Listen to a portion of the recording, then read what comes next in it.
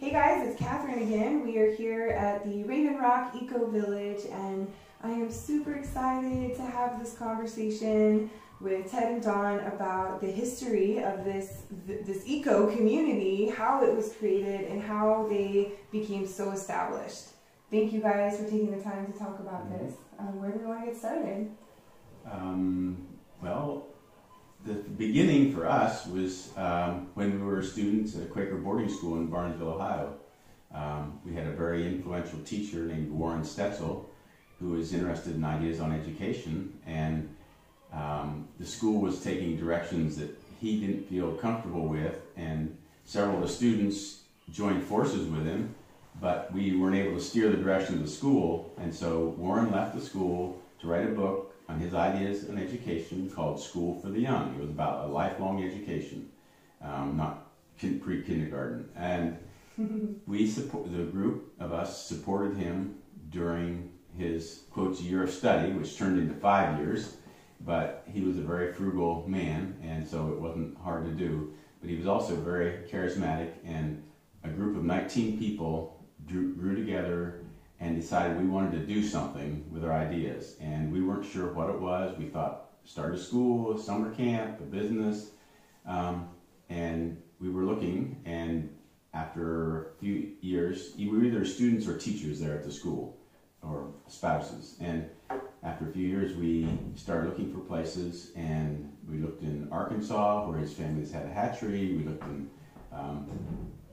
Sealer, North Carolina, where several of our members lived at the time. One of them was in Copake, New York, some in Kansas City, Missouri. I was in Virginia Beach, Virginia. So we were scattered, but Warren kept in touch with us all, and we finally settled on this place, Raven Rocks, which is actually right near the school. And we were familiar with it because as students, one day each year, we would get to hike the 13 miles from the school down to Raven Rocks and camp overnight under the ravines. Wow. And it's a beautiful property, as you've seen from some of Catherine's film, with rock overhangs and waterfalls and a lot of forests and things. Yeah. So we wanted to try something here. We were concerned that we weren't going to go off and just live in Shangri-La ourselves and forget about the rest of the world's problem, because we really wanted to address some of the issues. And our group grew out of the ferment of the 60s and 70s. We felt much sympathy with the hippie movement because we felt our society was too materialistic and the values were all wrong. We never practiced the hippie lifestyle, but we were totally in tune with their message. And our group, being Quakers mostly, were quite responsible, and we decided that this property had been collected by a man who was actually collecting land for strip mining. But we didn't want to see this beautiful property strip mined, and he had not wanted to see it strip mined either, and so he had tried to make a park out of it. But he began to have health problems, and so he came to Alney and said maybe some group here who's used it would be interested in buying it. So our group decided that if we helped prune some of the 40-some thousand Christmas trees he had planted on the property that were very tiny and weren't going to make it out of grass unless somebody put in a lot of manpower. He'd managed to get them in the ground, but they weren't getting any care. And we didn't have any money, but we had manpower. And we, after a quick calculation, thought we could probably pay the property off. So we opted to buy his 840 acres and borrowed all the money we could from our family and friends and set out. And after a couple of years, we began moving to the property because we realized it was taking so much care that we weren't going to be able to do it from Virginia Beach or Sealer, North Carolina. I mean, we would get off work Friday night, drive 10 hours from Virginia Beach up here, work over the weekend, and drive Sunday night 10 hours back to Virginia Beach, and then go back to our jobs. And we knew we couldn't keep that up. So we started moving here and building houses, and we wanted to build ones that were compatible with our ideas about preserving the property. And the Locust Hill House grew out of that wish to build environmentally.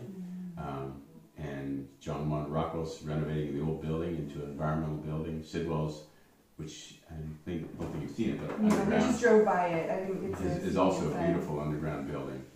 So we sold Christmas trees for more than 30 years, 40 years, in Wheeling, West Virginia, Bridgeport, Ohio, Columbus, Ohio, and wholesale some, but we would harvest up to 7,000 trees a year. Wow. So there was a lot of work put in, but it was very rewarding, and it was some difficult conditions, weather conditions and stuff. You can imagine selling Christmas trees. And I lived in a little travel trailer for a month each year in Columbus with three other guys, where we sold a bunch of 4,000, 5,000 Christmas trees. That is dedication. Yeah, so it was totally worth it, and so that was kind of how our group got started, and not all the people decided this was their thing. So we started out with 19 individuals, and it got down to 12 people pretty quickly. Those people stuck with it. Since then, a few have died. We've had 3 new members, but a man who did studies on community said this was probably one of the longest lived communities with the same individuals involved as he knew. And I've never seen a community this established. It's beautiful.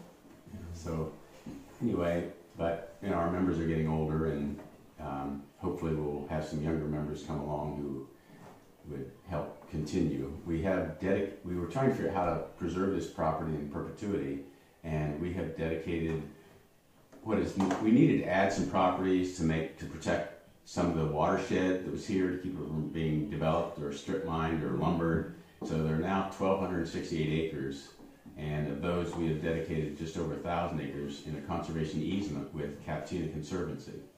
And so those acres are protected. We didn't do the whole acreage because we wanted to keep some of the acreage free for people to be able to try innovative things like Ted is doing with the chickens and the cows, and other projects that members might have that come along that would be contribute to finding solutions for society for some of the issues and problems that we have.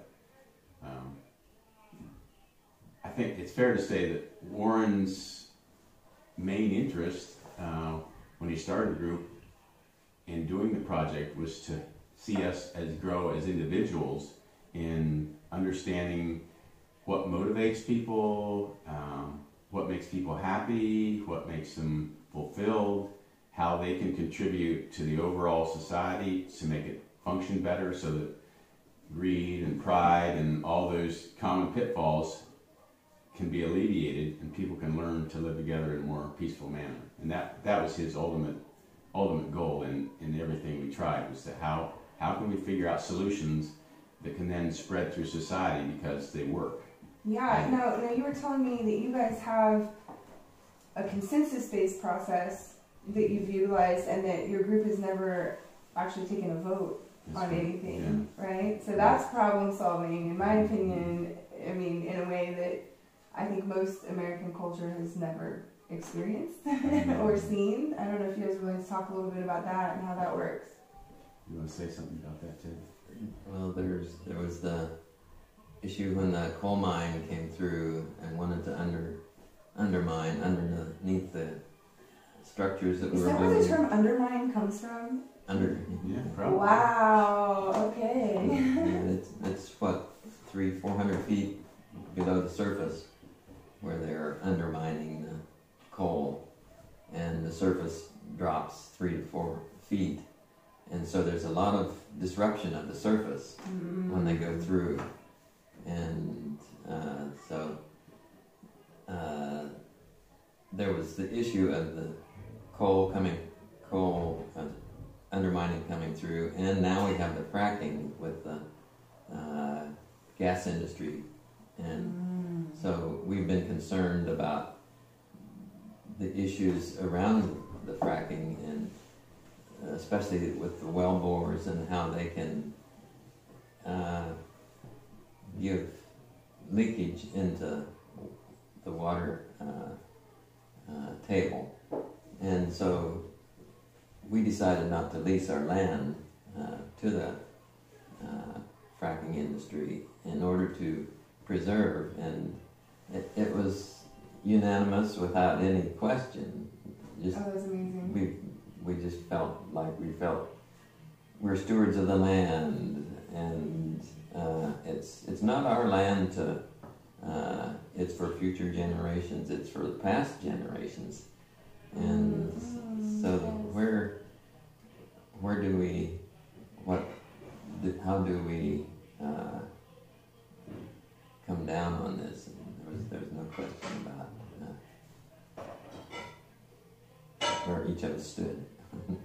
That, and yeah, it's a wonderful to be able to be with a group of people who feel committed like this, and to know that from our being that this is the way to go. Now, you guys were able to negotiate with the coal company to not mine under the creek down there, right? Or the water, is that what I understand? Or the result is basically that, but Warren was very astute, and he said, we are not going to negotiate with them because this is not a bargaining. We aren't just bargaining with them. We'll show them what's here, and if they can understand it enough to not mine under those and destroy the ravines, then that's what we want. We want to educate people. If we put up, as some members wanted to do, put up a strong public defense and get articles in the paper and all this stuff, that would just harden positions on both sides. And even if we were able to manage to stop them from doing it, they would be totally opposed. And Warren really wanted to have people see and understand why it was important not to destroy it.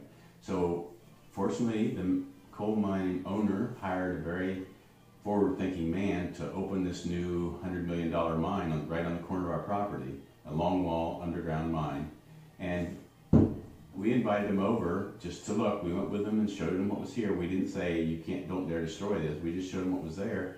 And they saw, and they said, let's figure out how we can get coal out and not destroy these. And so they rotated their mining plan 30 degrees. They usually like to run east and west, but they rotated 30 degrees. It was going to cost them more money, but they were going to miss the main ravines that go into this creek and stop their mining short. And so it was very good on their part. And the agreement with the local coal company was so unusual that the federal mining officials came out from Washington and met with us out here in this barn to try to figure out how this amicable settlement had come about. Wow! And you guys are paving the way! It was amazing, but I think a lot of them didn't understand the total dynamics, even though we tried to explain it. Most of them see it as negotiations, that we bargained, and there was no bargaining involved. It was helping people see and really, I think, opened their eyes a lot. Appealing to the hearts. Yeah. I love that. I watched that whole Standing Rock scene go down, and I had that fight in me as well. And hearing this story makes me really think, like, okay, there's so many different ways to try and express how much we care about the land, and and to try and protect it. And sometimes I think the way we go about that can create more conflict. This sounds like a really interesting way. Now, did you say that that's based on Quaker philosophy? I'd say a lot, but okay. there was disagreement in our group about how to proceed, and some of the people finally said, okay, Warren, go ahead and try it your way. I mean, it was full of risk. I mean, Warren said, it's possible that they will just go ahead and mine under the ravines and destroy them, but we want to educate people, and this is part of the education. And I think he was somewhat psychic or somewhat intuitive, and people were willing to let him try it, and it fortunately in this case it worked. I'm not saying it would in every case, but it did. That's beautiful. Now, what about internal conflict? Have you all ever had any, and how do you resolve that if there's something going on, not an external, like a fracking or coal mining, but is there ever anything that happens within the community, and how do you guys resolve those types of things? This may seem trivial, but when we prune Christmas trees, there was a big debate about what style of Christmas trees, and it was a hot debate about how we prune the Christmas tree, because you can get an open tree, a very tight tree, all different styles, and we liked more open trees ourselves, but the public wanted a tree that looked like a shrub. if you put two of them side by side on the tree stand, the shrub would sell before the Christmas tree would. And Interesting. So we had a lot of hot debates about that, and Quakers believe in consensus. Even though we had the ability to vote on things, we never did. And so we finally assigned people particular rows that they would mow, they would prune every year for the 9 years it took to grow a Christmas tree, and see how their style of pruning, what kind of tree it produced. And we agreed to produce 10% of the trees that were going to be more open style, like we liked them. A certain number of people liked them, and then the other 90% were very dense. And so, you know, it's working things out as you go. Oh, that's fascinating. Well, where do you guys think the community is headed now? Do you guys have any set plans, or is it very open-ended? How's that going? I think the thing that people set out to do is to preserve this beautiful piece of Ohio. Not that it's better than any other place, but there's so many magnificent places, and the job we want to do is preserve it. And I think most of the group feel like we have essentially accomplished that. And given the oldest members are, well, Warren's gone. He died in 2011, and a couple of other members have died. The oldest one's living here, about 80. So our group is not at the age where you take on a lot of new projects. I'm one of the younger members. So if we don't have any specific plans, except we'd like to, when we started it, we said, we are not trying to set up a perpetual organization. Our object isn't to keep our organization alive, it's to accomplish something, and then if it's natural death, it occurs a natural death. So, you know, if there are people that come along that want to carry on the tradition here and want to try the farming or some other things, there's a wonderful facility. But if there aren't people that want to take up the torch, then that's why we set it aside as a conservation easement. That's beautiful. There is an individual named Scott Crow, and he wrote a book called Black Flags and Windmills. He was down in the Hurricane Katrina relief, and he said almost the exact same thing about all organizations, that they should not be perpetual organizations, that they should serve a purpose, and when that purpose is served and when things dissolve, that it should have a natural death and not be continued just to continue, because that's when the bureaucracy begins to form, and you lose track of your actual goal. Their priorities change then, and it's not good. Yeah. Well, that's super interesting. Well, do you guys have anything else you want to add about your community here, the history of it? I would say that one of the things that contributed to our success was that so many people came from a similar background. So we had a lot in common to start with. But that didn't mean there weren't stresses. There were stresses within the organization at times about how we proceed. Warren was a pioneer, and when this was like a mountain we were climbing to try to pay for this huge property with these Christmas trees. But Warren, when he got to the top of one mountain, saw how many other mountains out there we could conquer. And some of the other people in our group felt, we worked pretty hard to get to the top of this mountain. I think this is where we want to be. There are always differences in the way people want to proceed, and they're understandable, and we just have to work with what we have. Yeah, that's beautiful. Well, if people want to learn more about what you guys have going on, Facebook and the website are the best places? Our website is actually the best place, and that's raven-rocks.org. And then it's not a complete website. We aren't technical people, and people have busy lives, so they don't necessarily get as much information there as but the basics are there. And they can get in touch with you. Our Facebook is Raven Rocks Facebook page. Beautiful. Well, I want to say this much to those of you watching, that this place is so magnificent and so special that we actually skipped going to Niagara Falls today to spend another day here. So if that can give you any indication of how wonderful this part of Ohio is, let that sink in for a minute. And I encourage people who are interested in this type of lifestyle to reach out, to ask questions, and if everyone is amicable, maybe set up a tour or visit, because this place has changed me. I've been here 3 days now, and I'm a different woman. So thank you guys so much for taking the time to sit down and talk to me about this. Thank you for coming. I appreciate it. Yeah.